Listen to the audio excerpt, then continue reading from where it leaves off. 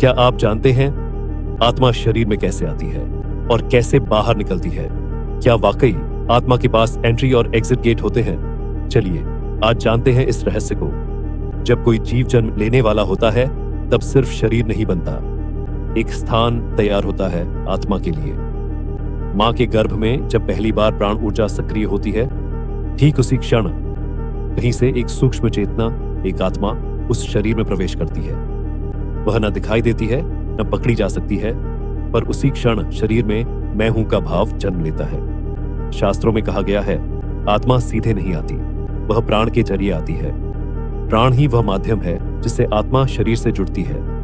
इसीलिए जब बच्चा पहली बार सांस लेता है तो कहा जाता है जीवन शुरू हुआ, क्योंकि आत्मा अब उस देह में बस चुकी होती है। और जब यह जीवन अपने कर्म पूरे कर लेता है तो आत्मा उसी ऊर्जा मार्ग से बाहर निकल जाती है। लेकिन हर आत्मा का निकास द्वार अलग होता है। कई आत्माएं निचले केंद्रों से निकलती है जहां मोह, क्रोध या अधूरापन होता है, पर जो आत्मा सहस्रार चक्र यानी सिर के शीर्ष से निकलती है वह मुक्त मानी जाती है।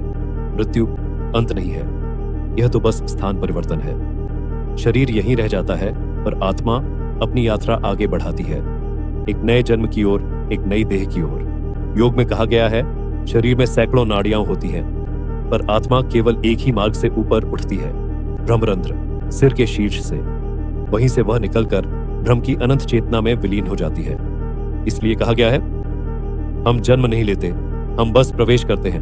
हम मरते नहीं, हम बस निकल जाते हैं। आत्मा न जन्म लेती है न मरती है, वह तो बस यात्रा करती है, एक शरीर से दूसरे शरीर की ओर। आत्मा का कोई जन्म नहीं होता, वह बस प्रवेश करती है और निकल जाती है, जैसे प्रकाश दीप बदलता है।